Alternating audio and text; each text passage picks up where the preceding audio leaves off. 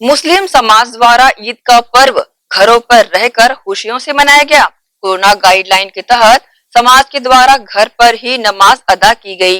वहीं शासन के आदेशानुसार महज चंद लोगों ने ही मस्जिदों में नमाजें अदा की। माह रमजान के पूरे 30 रोजों के बाद ईद उल फित्र मनाया जाता है। ऐसी रवायत है कि ये महीना नेमतों भरा होता है। 30 रोजों के बाद ईदगाह में ईद की नमाजें ईद के दिन पढ़ी जाती है। पर पिछले साल की तरह इस साल भी कोरोना संक्रमण के कारण मुस्लिम समाज के पुरुषों ने 5-5 की संख्या में ही मस्जिदों में नमाजें अदा की। शहर की जामा मस्जिद सेक्टर 6 में भी मुसलसल लोगों ने नमाजें पढ़ी।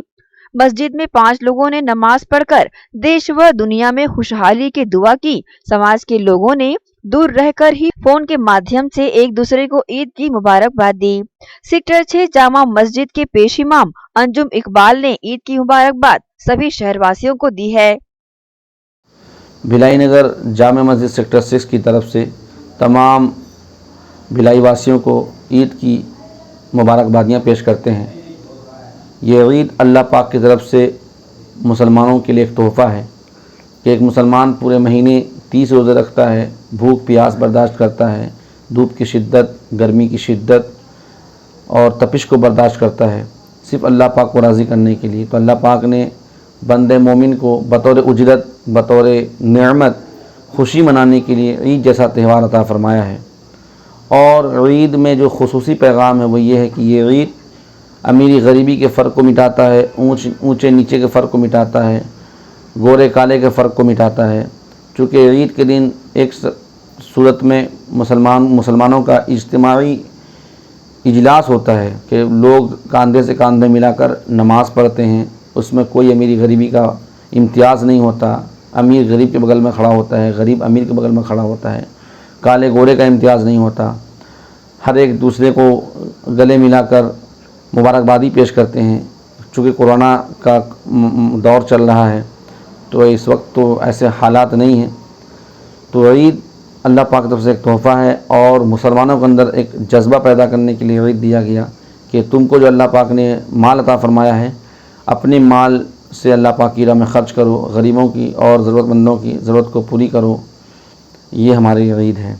हम दुआ करते हैं कि अल्लाह पाक शहर भिलाई और दुर्ग से इस कोरोना वायरस वबा को दूर फरमाए और ख़ुसूसी तौर पर हमारे पूरे हिंदुस्तान से इस वबा को दूर फरमाए। यह हम आपको बता दें कि इस कोरोना काल में सर्वधर्म का भाव लिए सास फाउंडेशन ने भी लोगों की बढ़ चढ़कर मदद की है। साथ ही कोविड-19 काल में माह रमजान में भी लोगों की सेवा कर इसाले सवाब का इरादा रखा है और साथ ही रमजान किट का भी वितरण किया है। और यही नहीं, सास फाउंडेशन ने कड़कड़ाती ठंड में लोगों को राहत देने के लिए कंबल आदि भी बांटे हैं।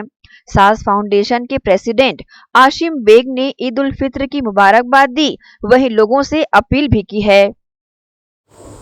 अस्सलामु अलैकुम।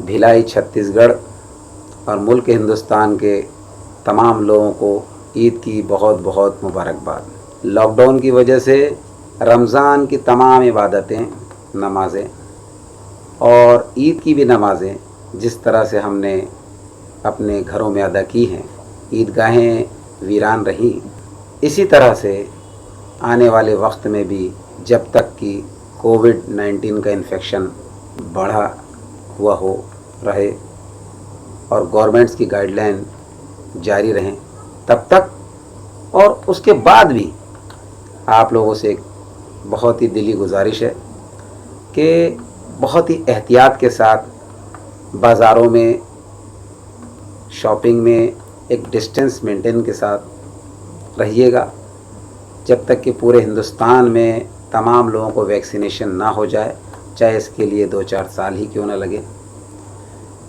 क्योंकि भाइयों, हमने अपने बहुत लोग खोए हैं इस वबा में, इस वायरस के दौर में। ख़ास तौर से भिलाई में हमारे साथ पढ़े हुए सहपाठी, हमारे दोस्त, कुछ हमारे रिश्तेदार, इन तमाम लोगों को खोया है। उसका दुख तो हमें है और हम जानते हैं कि जिन लोगों के घरों से जो लोग गए हैं वो आज किन हालातों में।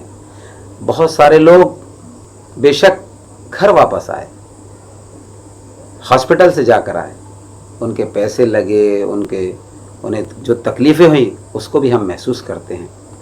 इसीलिए आइंदा और कोई संक्रमण ना फैले, इसलिए पूरे शहर के लोगों से ये गुजारिश है कि बहुत ही एहतियात के साथ रहिएगा, और हमारे कौम के लोगों से भी कि आप भी अपने घरों में रहकर ही एक दूसरे को फ़ोन पर और वीडियो कॉन्फ्रेंस में मुबारकबाद दें।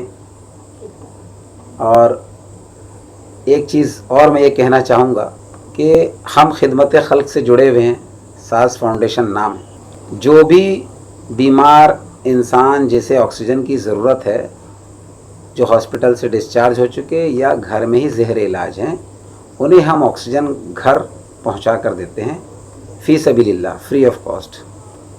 तो बेझिझक हमें फ़ोन कर सकते हैं। पिछले महीने से ये सेवाएं हमारी जारी हैं। हमारे नंबर दिए गए हैं, साज फाउंडेशन, आसिम बेग। अस्सलाम वालेकुम।